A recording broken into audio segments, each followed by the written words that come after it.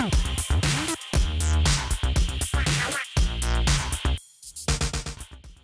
के annual event की date से लेकर एलॉन मस्क के नए चिप मिशन तक ये हफ्ता टेक की दुनिया के लिए बेहद खास रहा।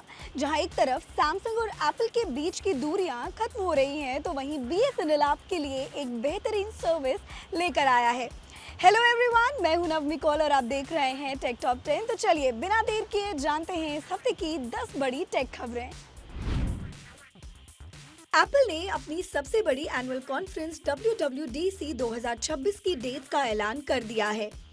ये इवेंट 8 जून से शुरू होगा। पूरी दुनिया की नजरें iOS 27, macOS 27 और Vision OS के नए अपडेट्स पर टिकी हैं। माना जा रहा है कि इस बार एप्पल अपनी AI यानी एप्पल इंटेलिजेंस को अगले लेवल पर ले जाएगा, जो आईफोन इस्तेमाल करने का तरीका पूरी तरह बदल देगा। एप्पल ने आईफोन यूजर्स के लिए नया iOS 26.4 अपडेट रोल आउट कर दिया है। इस अपडेट में नया एम्बिएंट म्यूजिक विजेट और रिमाइंडर्स में अर्जेंट सेक्शन जैसे फीचर्स जोड़े गए हैं। साथ ही अब कार प्ले में चैट जीपीटी और जेमिनाई जैसे AI असिस्टेंट्स का सपोर्ट भी मिलेगा। इसके अलावा सुरक्षा के लिहाज से इसमें कई जरूरी बग फिक्सेस और कीबोर्ड की परफॉर्मेंस को सुधारा गया है।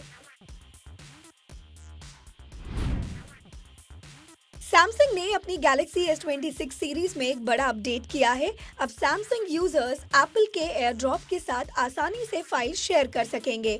साउथ कोरिया में क्विक शेयर के जरिए ये सर्विस लाइव हो गई है और जल्द ही भारत में भी आएगी। ये कदम टेक की दुनिया में एक बड़ी दीवार को गिराने जैसा है, जिससे एंड्रॉइड और आईफोन के बीच फाइल ट्रांसफर करना अब आसान हो जाएगा। सैमसंग ने भारत में अपनी पॉपुलर A सीरीज के दो नए फोन गैलेक्सी A57 और A37 लॉन्च किए हैं। A57 में नया Exynos 1680 प्रोसेसर दिया गया है, जो 4nm टेक्निक पर आधारित है। दोनों फोन्स में 5000 mAh की बैटरी और IP68 रेटिंग मिलती है।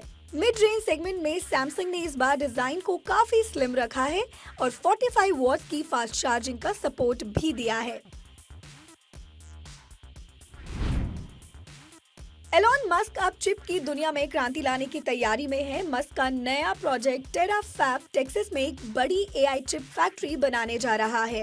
ये टेस्ला और स्पेस एक्स के एडवांस कंप्यूटिंग मिशन का हिस्सा है। इस फैक्ट्री का मकसद अपनी खुद की A15 चिप्स तैयार करना है, जो भविष्य की सेल्फ ड्राइविंग कार्स और रोबोट्स को पावर देंगी, जिससे दूसरे सप्लायर्स पर निर्भरता खत्म हो जाएगी।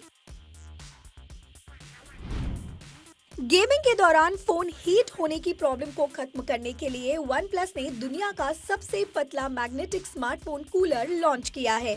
इसकी कीमत चीन में करीब 179 युआन यानी लगभग 2000 रुपए है।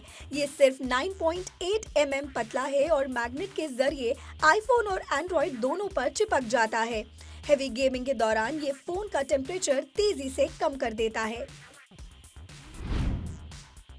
सरकारी टेलीकॉम कंपनी BSNL अब CNAP यानी कॉलिंग नेम प्रेजेंटेशन सर्विस का देश भर में रोल आउट करने जा रही है। ये बिल्कुल ट्रू कॉलर की तरह काम करेगा और 31 मार्च तक इसके पूरे भारत में शुरू होने की उम्मीद है। खास बात ये है कि ये यूजर के KYC डेटा पर आधारित होगा, इसीलिए नाम एकदम सही दिखेगा और इसके लिए किसी एक्स्ट्रा ऐप की जरूरत नहीं होगी। Realme P4 Lite 5G की सेल भारत में शुरू हो गई है। इसकी शुरुआती कीमत 12,999 रुपए है। इस फोन की सबसे बड़ी खूबी इसकी 7000 mAh की बड़ी बैटरी और 144 हर्ट्ज का रिफ्रेश रेट है। इसमें Dimensity 6300 प्रोसेसर दिया गया है, जो बजट के हिसाब से काफी पावरफुल है। कम दाम में लंबी बैटरी और 5G स्पीड चाहने वालों के लिए ये एक सॉलिड ऑप्शन है। वीवो ने भारत में अपनी Y सीरीज के दो नए स्मार्टफोन्स Y21 और Y11 लॉन्च किए हैं। दोनों ही फोन्स में 6500 mAh की बड़ी बैटरी और 44 वॉट्स तक की फास्ट चार्जिंग दी गई है। Y21 में 50 मेगापिक्सल का मेन कैमरा है, जबकि Y11 में 13 मेगापिक्सल का सेंसर मिलता है। 14,999 रुपए की शुरुआती कीमत के साथ ये फोन्स उन यूजर्स के लिए है जिन्हें लंबी बैटरी लाइफ के साथ स्टाइलिश डिजाइन चाहिए। एआई की दुनिया में एक और बड़ा कदम उठाते हुए परप्लेक्सिटी एआई ने परप्लेक्सिटी हेल्थ फीचर लॉन्च किया है। ये खास तौर पर प्रो और प्रो मैक्स यूजर्स के लिए है। ये टूल मेडिकल रिसर्च और डेटा का इस्तेमाल करके हेल्थ से जुड़े आपके सवालों के सटीक जवाब देने में मदद करेगा। हालांकि कंपनी ने साफ किया है कि ये केवल जानकारी के लिए है और प्रोफेशनल डॉक्टर की जगह नहीं ले सकता। तो ये थी इस हफ्ते की वो 10 बड़ी खबरें जो टेक वर्ल्ड में सबसे ज्यादा चर्चा में रही। फिलहाल के लिए इतना ही। अगले हफ्ते फिर मिलते हैं ऐसे ही लेटेस्ट अपडेट्स के साथ। तब तक के लिए देखते रहिए जी बिजनेस।